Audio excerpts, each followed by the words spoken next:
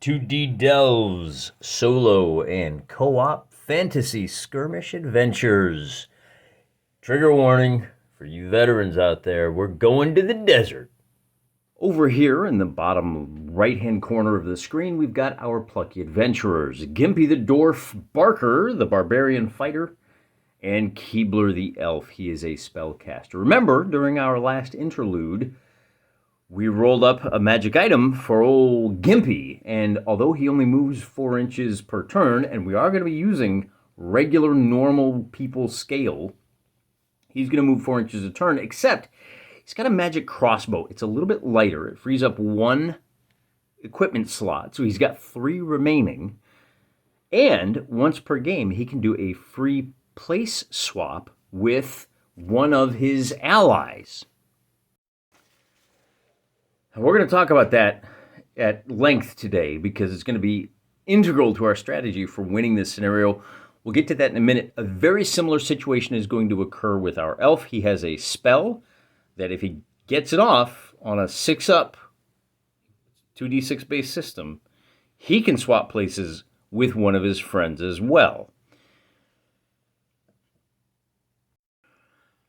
Now the spell reads, you swap 2 characters.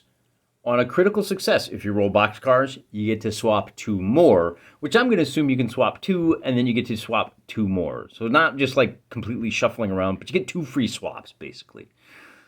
Is it the same for this magic crossbow? No. The crossbow works a little different. The spell lets you swap 2 characters. The crossbow lets you swap 2 models. That's going to be very important because of the scenario that we're playing today. We rolled up a caravanserai.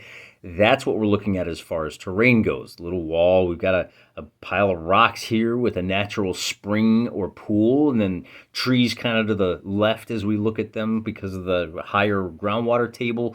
More dunes and desert to the right. The road doesn't have any effect. It just looks pretty, and it tells you where the entrance to the caravanserai is. Now, I should point out, if you want to move over this wall, that's going to cost you an extra, what do we want to say, 2 inches? Well, we're going to have to check the rules for terrain. I think you actually make a dexterity check, and if you're successful, it doesn't bother you. If you fail, then I think you have to stop at the wall, and then you can climb over it on the next turn. We'll check. We'll get to that. But the reason that caravanserai is important is because, notice, we've got 1, 2, 3, 4 farmers. And then we've got a little beast of burden here. Old Schmitty is carrying the heavy loads. I think this guy's alternative armies. He's got, see the old gray mustache and the heavily laden adventurer. And then they have a couple of camels. Well, they have a camel and a horse. These are our 7 civilians. It's caravanserai. I've never built one of these before. It never really occurred to me. That's right, baby. That's the inspiration that you get from a game like this. It makes you do things you wouldn't have thought of yourself. So the deal is, they're going to be attacked by wolves. I know we saw wolves last time. That's what the dice said. That's what they gave us. That's what we get. We're going to have 1 wolf and 1 dire wolf and 3 regular wolves are going to be attacking this caravanserai. These guys can't move until I probably should have checked this. Is it until the second turn or after the second turn? Unless they leave the caravanserai, the wolves cannot attack them until the beginning of round 2, so they get a free turn. However, they cannot move until round 2. So that first turn is basically us and the wolves moving. But here's what gets a little more complicated. Because the primary goal of your foes will be to slay the commoners. We'll have to look at the AI to figure out whether they attack us or the commoners. Of course, turn 1, they can attack us. Once they see and contact your PCs, they will shift their focus appropriately. Now this is going to be, there's a further confounding factor for us is that it is nighttime, meaning unless you are carrying, which none of our guys are, unless you're carrying a light source, you're going to be at a disadvantage for all melee and missile attacks. There is a fire in the center of the caravanserai, and it just barely pierces, it extends to 1 inch outside of the wall. I measured it. This caravanserai is 5 inches across. So what's going to happen is these guys, in fact, I'm going to reshuffle these. These 2 guys and these 2 creatures are going to be 1 group. They're going to get 1 initiative chit. These guys are going to get another initiative chit, and then of course we get 1 for each of our boys and one for each of the wolves. But that's significant because that's, these 4 move and these 3 move. And this may get a little complicated. We may have to think about this a little bit more later. But that's kind of where we're at. If you're out in the darkness, then you have what's called Bane. In other words, you roll 3 dice, drop the highest. It makes it hard to succeed on initiative. It doesn't affect the wolves. But here's what I'm going to rule. I am going to rule that if you're shooting into the light, then that doesn't apply, even if you're outside the light. The other thing we're going to rule is that if you are standing on top of the sand dunes, you can shoot over the wall without impact.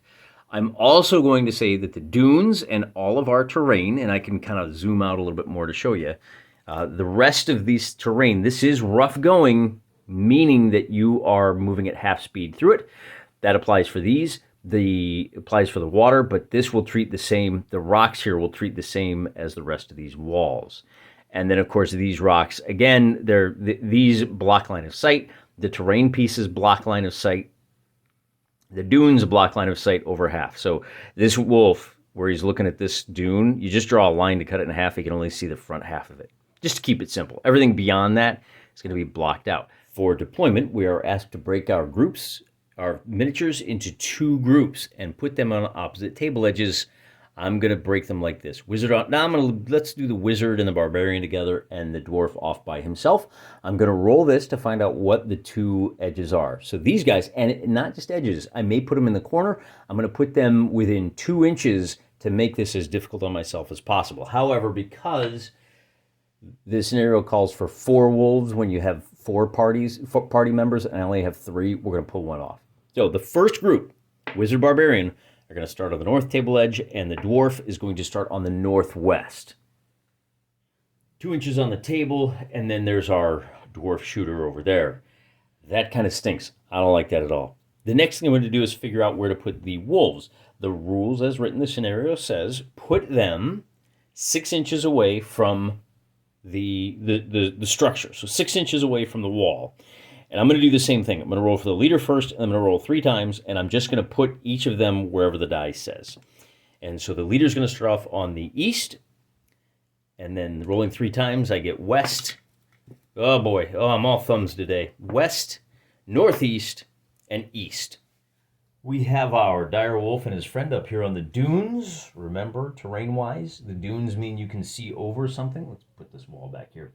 There is also a wolf here and a wolf here who looks like he might be eyeballing the dwarf, except that he's not. He's actually keyed in on the fire. We got a couple of oddities we got to talk about. The first thing is, because of our travails, we found like a map. We got a little bonus that we get 2 models that get to take a move before the start of the game. That's going to be our barbarian and our spellcaster. I'm going to move them up here. I'd like to move that wolf, but that would put that dwarf back way over there, but that would put him too close to this wolf. Okay? I don't like that. We could roll for weird doings afoot. There's like odd terrains. There's like random encounters that you can roll for at the start of the game, but since I've already done my deployment, since I've already moved these guys up, I'm not going to do that this time. It's an optional rule anyway. Also, I should point out these guys only move 4 inches. The commoners only move 4 inches per turn. They only have 5 health. And the AI works a little different. Now, normally, the wolves ignore darkness. And they do here. That's not any different. So they can see the heroes. But the rules for this scenario say their primary goal will be to slay commoners. Once they see and contact your PCs, they will shift their focus appropriately. Ooh, pronouns are not your friends. What do you mean once they see? When the commoners see? When the wolves see? We're just going to play it by ear. I think we all understand what's going to happen. These guys can't move on the first turn. These guys can't enter the caravanserai. They can't cross through the post here. And that's part of why I move my guys up, because I understand I get that 1 free move. The next order of business is to lay out our order of battle. So these wolves... And this is part of why I brought these 2 figures up to here. I'm not going to lay any initiative markers down for the commoners because they can't move. The barbarian gets an 8. The magic user gets a 9. Oh, boy, that's great. We get a 4 for this wolf. We get a 10 for that wolf. And then our dwarf gets a 7. And I think, is that everybody? Yeah, so now we have an order of operations. And man, we're like 8 minutes into this video and I haven't even done anything yet. Remember, on turn 1, these guys can't enter the caravanserai, so we're going to bring them all the way up. Wolves are crazy fast. They can charge up to 12 inches and still get that +1 bonus. This guy is going to move, well, let's think about this. He can move up to, do we put him up here? Let's suppose that he, actually let's just bring him over to here. That's as close as he can get for right now. And then this guy also on the first turn is going to charge up to here. Now bear in mind, all of the wolves are now in the light, so that's going to help us out. Although I did this out of order, didn't I? Because this turn number 1, I got to bring him back. So 1, 2, 4, that wolf is going to be the last one to go. Our heroes get to go now. Mr. Dwarf gets to move first. He can move up to 7 inches. He's not going to move the full 7. He's going to take cover over behind this rock. That puts him out of the line of sight of this wolf, who's going to ignore him anyway, but this just keeps it kind of simple. And then our barbarian gets to go. Oh, I thought I needed a dex check. It just says treat this as difficult ground. All right, well, that's not a problem. What I'm going to do is... Now this gets a little bit odd. Oh, that's right. I can't use the crossbow yet. Okay, we'll do that next turn. What I'm going to do is... I really want to charge one of these wolves. I should have moved these guys straight up to here so they could come after the lead wolf. But I didn't. So I think what I'll do is... I gotta protect my boys. I'm gonna bring my barbarian over to here. You might be able to charge foes that you can't see. And unfortunately, he's on number 8. So I'm gonna have to move him first. And then I'm going to hold off on my spellcaster here. Because, well, no, that's not true. He's going to cast a spell. He's got a spell that says, hey, if I'm successful, I can swap 2 of the initiative dice on the next turn. That is an 8 up, but he's got +2 because he's super smart, and we're going to call that a 7, which means it's a 9. So he will, on our next turn, we're going to get a free initiative swap. That's it for his turn. And then our wolf says, I'm really hungry, mate. I'm going to come right over here to the caravanserai, and on the next turn, I'm going to get chomping. Don't forget, starting on turn number 3, we have to roll to see if more bad guys appear. This is turn number 2, and I'm just going to lay out my wolves first. 4, 1, 2, and 3. Holy cow, wolves go first, huh? And then we'll do, and I'm just kind of drawing these chits at random. So we'll see who goes next. We'll do the dwarf next. He's going to be going on number 10. That's terrible. Our magic user on 8. Our barbarian on 6. And then I've got the 2 groups of commoners who are going to go on 5 and 9. That's a pretty terrible draw. But remember, I got a couple of things working for me. The first is that thanks to my elves' ability to change fate, I can swap initiative numbers. My dwarf is going to go number 2. Now, you might be surprised that I didn't change this wolf. That's because I'm going to go ahead and let this wolf charge into the barbarian. Since that wolf has the top initiative number, I think the barbarian's going to be fine. The way combat works, this wolf is going to make it's a little bit backwards when the wolf, quote, attacks. Because you don't roll an attack for the wolf. What you do is you roll a save for the barbarian. The wolf is attacking with a strength of 7. My barbarian has a dexterity of +1, meaning he needs to roll a 6 or better. With a result of a 4, he's going to fail by 2. He takes 2 points of damage, or does he?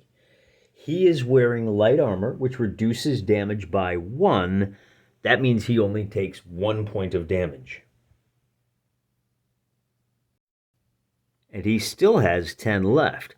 The next model to activate is our dwarf, who is going to use, now remember, his magic crossbow lets him swap places with any one model. So he can doink over to here, trade places with this model. He'll still activate on number 9, but this is why we use this ability, because now I've already got one of my heroes out of the way. And these guys, free action, we've called out to them, hey, head for the hills, stupids.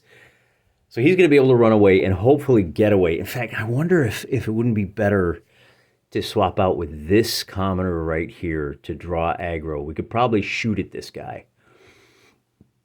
Now the question becomes, do the wolves continue to attack the commoners? Over here, the answer was simple. The dwarves have to get to the barbarian. He's blocking the path to the commoners, to the caravaneers. But it gets a little more complicated over here. I don't need to worry about that because, first of all, my dwarf is going to take a shot at the wolves. Now, he's shooting at a regular wolf over here. That wolf is behind cover, so that's going to lead to a modifier. Oh, hey, wait a second. This wolf has +2 to his damage because of the bite. That means our fighter is down to just 8 hit points. Gimpy there, taking a shot with a crossbow, is going to be at +2 because of his high perception. He is firing at a figure with a dexterity of 6. That goes up to a 7 because of the wall. And that means we need a 5 or better to hit. We get a 6, which means we will hit and we will do 1 extra point of damage plus another 3 points of damage because of the heavy crossbow. It's actually a medium crossbow, but it does 1 extra point of damage because it's magic, for a total of 5 points of damage, leaving that wolf with just 1, 2, 3, 4, 5, 6, 7. They have 7 hit points altogether. That wolf will then leap over the wall and charge into contact with my dwarf. Now, the dwarf only has strength of... he doesn't have any strength bonuses. And we're not checking strength anyway, we're checking dex. He has a dex of +1. So again, we're rolling against the regular wolf's strength of 7. We're at +1, so we need a 6. Oh, but you know what? The wolf charged. So that takes the number back up to, our save is going to be a total of 7. We roll a... What is that? I got to re-roll that one. It's a little too cocked for my taste. There we go. We'll call that an 8. That's good enough. It's facing the camera. So he takes no damage from that wolf. Then this wolf is going to see the foes and race along the wall to contact my wizard, which is bad. I probably should have saved. The wizard is going to make his defense check at a 10, and he'll be fine. Maybe I should have saved that crossbow. I don't know. I didn't like it. And then these 4 all get to go next. The only way out without contacting a bad guy is, well, this wolf here has a zone of control of 1 inch. So they're going to shuffle around over to here. They're very slow. He can move 4 inches to here, and then these guys can basically just move up 4 inches to there. And that's going to be their activation on number 5. Now the barbarian gets to go. He doesn't get the strength bonus. I'm sorry, he does not get the charge bonus. He's got a strength of +2 versus a dexterity of 6, meaning he just needs a 4 to hit. He gets a total of 8, and that will be 4 points of damage. Plus, he's got mighty attack. I forgot that on the last scenario. That's an extra +1. His big sword does 4 extra damage. That means he's going to do a total of 7 points of damage altogether. 4 for the sword. He beat the score needed by 2. He's got mighty attack. That 7 is going to squish this wolf in a single turn. And that's going to free up a lot of good times. Now, the problem we face now is that our wizard is in trouble. He is in melee, and he is not a melee fighter. We are going to attempt to break contact. And the way this works is we just go ahead and move. Now he's got a movement of 7 inches. So we're going to pull him over to, I want to be able to shoot this guy still. So I'm just going to pull him back over into the caravanserai. And that means the wolf gets to take a free attack at us. The Keebler there, he's got a dexterity of 1. And so with the result of a 6 and a 3, we get a total result of a 10, which means he can escape. Now that was just moving out of combat. Now I'm going to try to cast a spell. And there's a fun little option that you have at your disposal called Power Up. This Arcane Blast spell does 4 points of unsavable damage. I need to do 8 to kill this wolf. For every point of difficulty I add to the check, I do 2 extra points of damage. In other words, I am going to take my difficulty from an 8 to a 10. Now, I do have +2 because of my good stats, so I still need to roll an 8. But if I roll an 8 or better, I will kill that wolf. And I think this one I need to roll on camera. 8. There you have it. Kazats. This is a spell, not a ranged attack. I do not believe that the wall has any effect. Also, we're only like 1.5 inches away. I don't think it's an issue. If you guys are really chapped about that, I can always just say, oh, I guess I moved him over here instead. But I didn't. I put him over here. He's adjacent to the wall. Archers that are standing next to the wall doesn't affect their shots. The next thing that happens is initiative number 9, and that means these guys get to move 3 inches to get out of the caravan. Well, oh, wait a minute. He just barely has enough. He's about 3 inches away. And this guy can run 4 inches over to here. See him trundling on over to the corner? Now that could be significant. But before we get to the beginning of turn 3, we have to deal with this combat right here. Our dire wolf is going to go chow down on a little bit of long pig. He is going to take our barbarian to the house. Now, the dire wolf is kind of scary. He's got a strength of 8. Our barbarian is only wearing light armor. Again, he's only got a dexterity bonus of 1. So I have to make a 9 or better, or he is going to get chomped for 3 points, plus 1 damage. Oh, that's when he's outnumbered. But he is charging, so that also increases the difficulty number to 10. Holy cats, wait a minute. So normally it's a strength of 8, but then it becomes I need a 9 or better because of the charge, and then it goes back down to 8 because of the dexterity. All right, so I got to make a save versus 8. With a 10, I am successful, and I take no damage. See, there's my 10 right there. Looking good, guys. That is the end of the turn. When we move on to turn number 3, we have to check for reinforcements. And to do that, we roll a d6. On a 1, another dire wolf appears. On a 2, another wolf appears. And on a 3, another tier 0 foe appears. I don't know what that means. Oh, I see. It's your tier plus 0. So our guys are all tier 1. That means we get 1 extra wolf appearing on the table. And this is why I said don't get cocky about that heavily laden guy over in the corner. It's going to appear on a random table edge, and I'm going to roll for that. Southeast. See, here is the result. It's going to be another wolf will appear on the southeast corner, which is about as good as we could hope. That is going to slow him down. It's going to take him a full turn just to get up to where we're at. And with him on the board now, we are ready to throw down some initiative markers. I'm going to start with my civilians, and the guys in the center get a 3. The guy over in the way corner gets a 9, unfortunately. And then my heroes. So and just to kind of show you that I'm trying to keep this as random as possible, we shake them up. Draw one at random, and my spellcaster gets a 2. My dwarf gets whatever this is, a 10. My barbarian gets a 7. And then for the wolves, we've only got 2 left on the table, plus the dire wolf, so 6. The dire wolf gets to go first. I don't like that at all. And then that last wolf, who's so far away, will activate on an 8. Okay, The dire wolf, I need a 7 or better to save. I get a, I'm going to re-roll those because that was really terrible.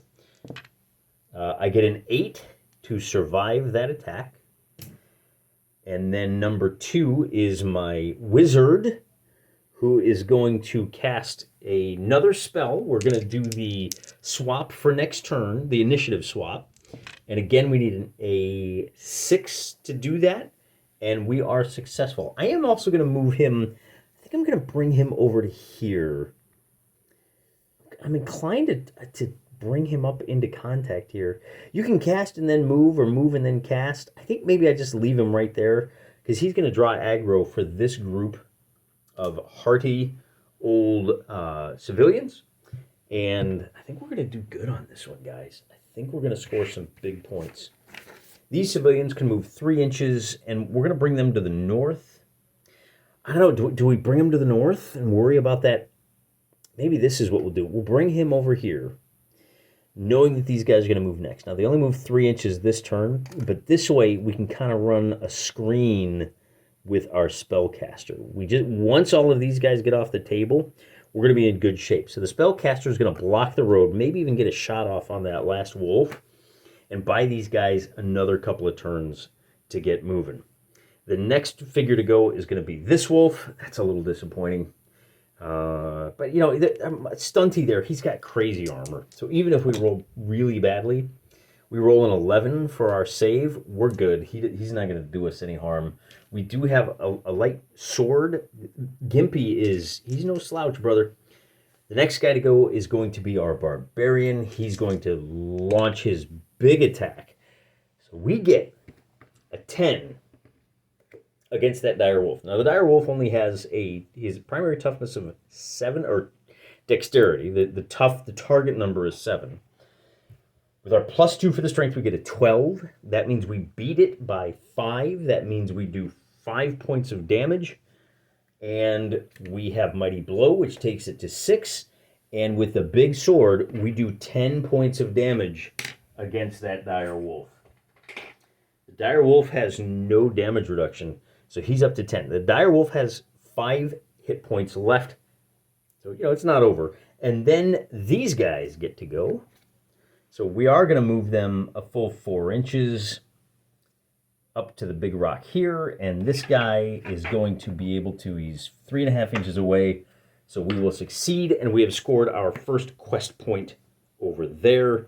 Now Gimpy gets to go, and he's going to take his big swing at that wolf. And with a result of a 7, I don't know if that's going to make it. The wolf has a dexterity of 6, and Gimpy does not have a bonus. So the 7 beats it by 1. He's going to do 1 point of damage. He is now attacking with his sword, which does a 2nd point of damage, and that is going to knock off the 2nd wolf. Now, does that trigger a morale check? That's 3 tiers worth of wolves knocked off the table out of the 6 that have appeared. Check at the beginning of next turn. On a 4-up, that creature routes. So I have 2 creatures. Oh, you know what I didn't move? I don't think it really matters, but I did not, for the record, move that other wolf. That wolf that just appeared on the board is going to be able to move 6 and 12. He's going to just barely make it. He's just sitting here at the toe of my camera. So he's a little off screen, but I am going to roll for him first. And on a 4, 5, or 6, he's going to route. And now I'm going to roll for the dire wolf. So both of them are going to route at the beginning of this turn. And I think, let's just keep it rolling. Let's see what happens. That means, the route means that their action is going to be to flee towards the nearest table edge. And let's see exactly what happens when you do that. I've mixed up my initiative markers. I don't know which is which. So I'm going to throw them down for this far group of caravan guys, and they're going to go first. The second group is going to go 5th. And then my dwarf will go 4th. My wizard will go on the 10. 8 for the hero. And then 7. And for this guy down here, that's going to be on a 6. Why did I go through all that? Well, I know that they're running away, but for starters, let's just go ahead and play it out.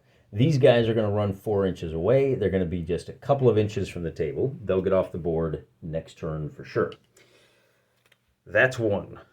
I feel like I forgot somebody. I did not. Now Gimpy gets to go. And here's the question. Is this wolf in the firelight? He is. That means that Gimpy is going to get to move up 3 inches, and he's going to take the shot. Just to scare him off a little bit better. With a result of a 6, that becomes a 5, and then back up to a 6, 5, 6, 7.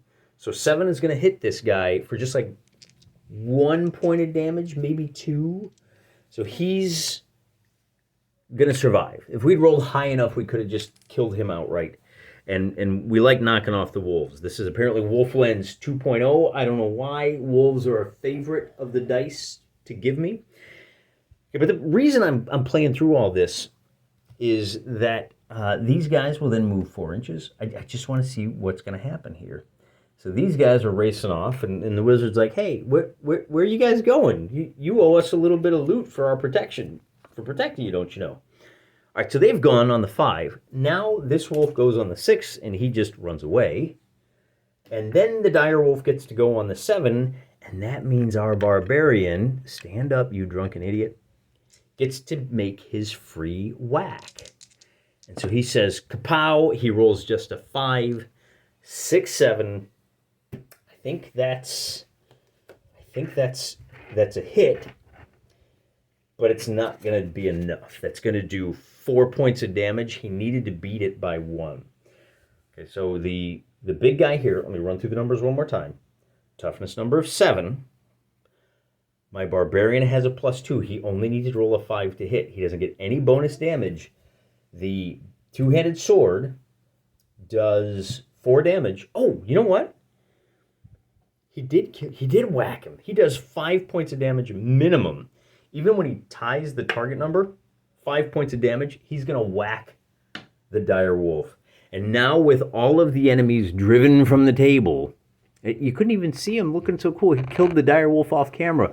With all of the enemies driven off table, there's nobody left for our wizard to shoot at. But we'll take it. Man, this game plays so smooth. I really like the initiative. There's a lot of opportunities for playing some games with that. You do have the option, remember, to delay your action. And then if you pass I think it's an intelligence check, or maybe it's a perception check. Either way, you get to go before the next guy. If you fail, you have to go after him. So there's really interesting mechanics here with this initiative. And it's funny that it cracks me up that it takes me like 10 minutes just to explain all the little rules and details and this, but that, but this is a problem, but that. And then the game itself only takes like 10, 15 minutes to play because it plays so smooth. I recommend you pick this up. I think that in a lot of ways, this may be, I don't know that it's better than Rangers of Shadowdeep, but it's certainly in that vein. And I'll say this, I think that it's a better value because Rangers of Shadowdeep is very heavily dependent upon the scenarios. It's a drug dealer kind of game, right? Like, oh yeah, no, the game is really smooth, but you got to keep buying. You got to keep buying those hits. Whereas everything you need for 2D delves is right there in the book. And I know some of you guys are going to say, well, you could write your own adventures for the Rangers of the Shadowdeeps. And yeah, you could, but I've tried it. And if you're terrible at writing scenarios like I am, then it's so nice to have a real genuine game designer who's put some time, effort, and thought into these things do the heavy lifting for you. In fact, games like this can make you look like you know more than you really do when you present them on camera. I'll see you guys later. I'm praying for you.